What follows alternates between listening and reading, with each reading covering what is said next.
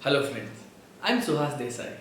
Now let's learn about the correct interpretation of Section 24 of Right to Fair Compensation and Transparency in Land Acquisition, Rehabilitation and Resettlement Act of 2013. In short, called the Act of 2013. This was referred to a five-judge bench of the Honorable Supreme Court of India in Indoor Development Authority versus Manohar Lal and others, along with other civil appeals, which was decided on 6th March 2020. For us to understand why this case was referred to a larger bench consisting of five judges, we have to mainly look into two judgments.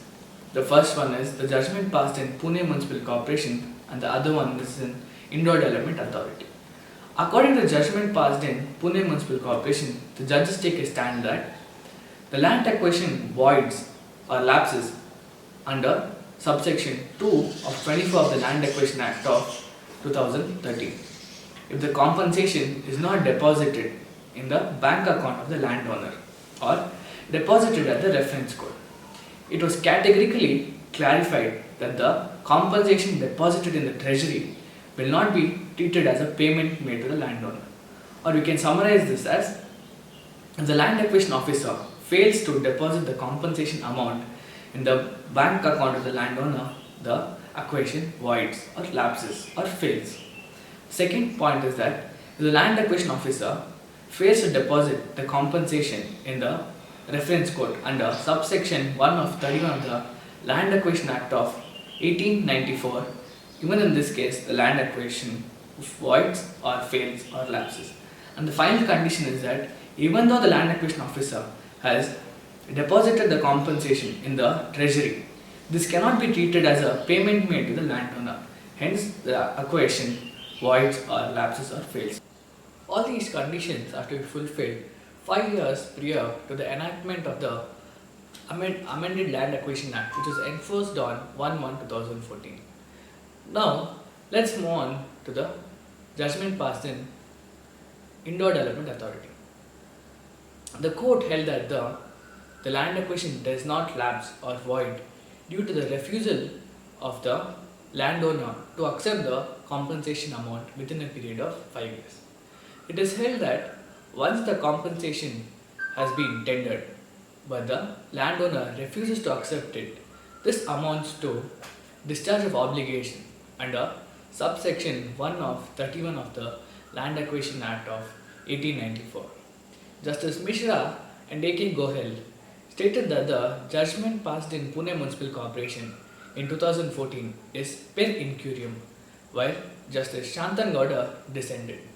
This new judgment created a lot of chaos as it led to the reopening of various High Court judgments, which was passed based on the principle of Pune Municipal Corporation. The judgment passed in this case was contradictory to the judgment passed in Pune Municipal Corporation. This was the reason this case was referred to a larger bench consisting of 5 judges. Now, let us see the judgment made in the larger bench. The first point states that if the award has not been passed under Section 11 of the Land Acquisition Act of 1894 prior to 1/1/2014, then the award has to be passed under subsection 1A of 24 of the Land Acquisition Act of 2013. Nothing but the Act of 2013. Now let's see what the second point has to say. If the authorities have not taken possession and have not paid the compensation for a period of 5 years or more, then the land acquisition lapses. Or what we can say is, for the land acquisition to lapse, the authorities should not have taken possession and shouldn't have paid the compensation, then the acquisition lapses or fails. Let's see what the next point says. The next point deals with the 5-year time period. While calculating the 5-year time period, that is 5 years prior to 1/1/2014, for depositing the compensation, if the court has granted an interim stay, then the interim stay time period should be excluded while calculating the 5-year time period. For example, let us consider. Usually, the land acquisition officer has a time period of 5 years to deposit the compensation. But in this 5-year time period, an interim stay of 1 period was granted for the landowner. Then in this time period, the land acquisition officer will have in 6 years time to deposit the compensation. Now let's see what is the next point. Next point states that once the compensation has been tendered but the landowner refused to accept the compensation, then this amounts to the discharge of obligation of the land acquisition officer to deposit the compensation in the reference code under subsection 1 of 31 of the Land Acquisition Act of 1894, or to deposit the compensation in the treasury. Then the land acquisition does not lapses. Let's see what is the next point. The inquest report or memorandum, nothing but the paper possession, is more than sufficient to claim possession of the land.